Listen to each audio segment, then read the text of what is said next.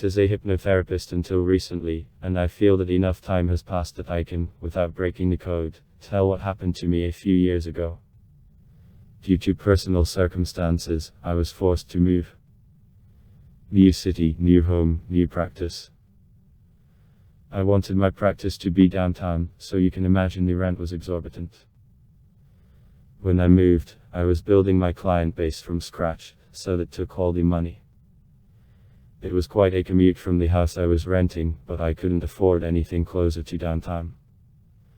I was still young enough, so I was confident that I could get things going.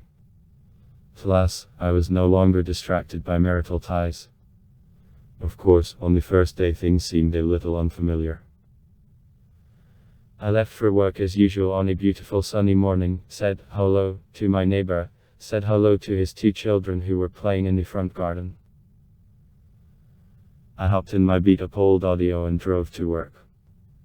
I drove around a few streets and luckily found free parking. I bought myself a magazine from a street vendor. I didn't have an iPhone, of course. My client base was still small, and as far as I knew, I only had 2 patients in the afternoon.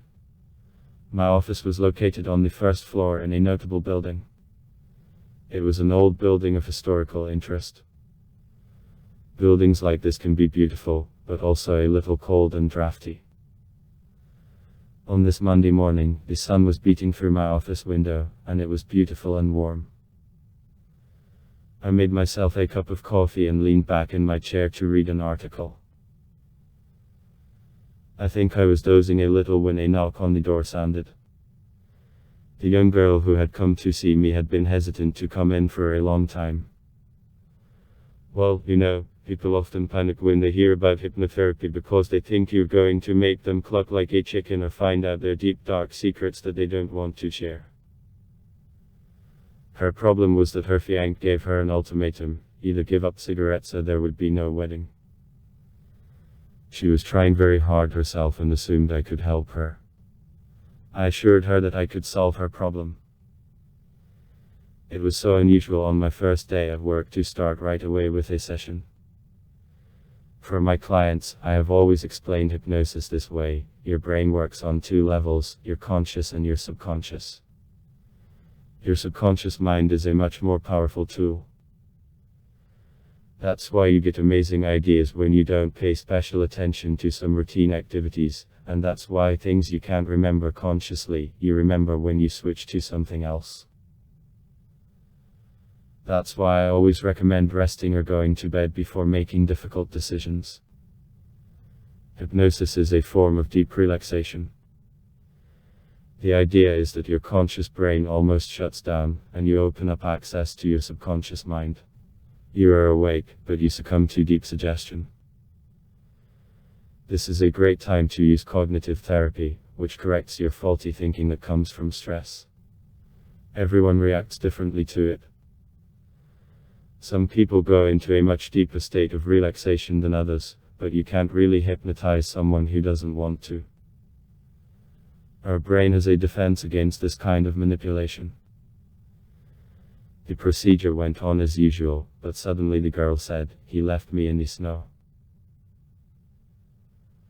Random memories are not uncommon for patients, and it didn't seem to fit with what we were trying to accomplish, so I didn't pay attention and continued on. The session went well, and we arranged to meet again at the same time the following week. The next few days went on mundane, until the afternoon of Thursday. At 3 o'clock in the afternoon, a guy came to see me to get rid of his phobia. The session was going well until he sighed and said, "He left me in the snow." I honestly didn't know what to do. People can see strange things when they are under hypnosis, and like I said, they are very suggestible. I wondered if I had mentioned that in some way. I guess I didn't. The next week things got a lot worse. Throughout the next week, more and more of my clients kept repeating this phrase: "He left me in the snow." On Friday, it absolutely got to me. I was beginning to dread my next session, especially being alone in the office. I had too much time in the morning to listen to the creaks and groans of the old building. I only had one client a day, and I decided to see if I could get to the bottom of this strange problem. This particular client was very suggestible and fell very deeply into a hypnotic state. I admit, it wasn't ethically very competent, but I felt I had to get to the bottom of things. I told myself that I wouldn't pry into authentic hidden memories, and I was sure that I was good enough at my job not to accidentally trigger false memories or harm the client in any way. 20 minutes later, as we successfully wrestled with her anxiety, she said, as I expected, "He left me in the snow. Do you want to tell me about it?" He said I deserved it because I didn't do the dishes. I had so much to do. I didn't have time. I knew he was going to be mad at me, but I didn't look after cooking dinner and I messed it up. I didn't have time. "What's your name?" "Mary." I was so cold. The snow was so deep. I tried to walk around to keep warm, but I was sleepy. I sat on the doorstep and wanted him to let me in, but he never opened the door. Then my patient became uncomfortable, so I returned her to her former state. I have never been so glad to leave work as I was that night. I felt I had more questions than answers, and I was genuinely concerned that this would continue for the rest of my professional practice if I didn't get to the bottom of it or lose my mind before I got the answers. I was sure it wasn't reincarnation. I personally had never encountered a case throughout my career that put me on the spot. Maybe there was some ghost in that old building trying to talk to me through my patients. I couldn't exactly speculate. I drove home in a very bad mood. When I got home, I sat down on a bench in my garden, in the rays of the setting sun, and watched the neighborhood kids play hide and seek. And as I mentioned earlier, my subconscious was going to lead me to certain thoughts. I need to get some sleep. My good mood was short-lived. The next morning the weather deteriorated. The previous sunny days had heralded the arrival of a thunderstorm. I was awakened by the loud sound of thunder, and suddenly I remembered that I had left my notebook on the bench. I jumped out of bed and ran outside in my bathrobe to get my notes, and by the time I got back to the house, I was soaking wet. I went straight to the bathroom and took a long hot shower. When I got out of the tub, the steam on the mirror said, "So cold," many times, over and over. What did I do? I mentally screamed. Well, you know. The kind of mute scream when you want to scream but can't because you're paralyzed by terror. If that shit can follow me, I'll never get rid of it. I dressed quickly, ran out into the living room, looking out the front window at the unkempt garden and the heavy rain.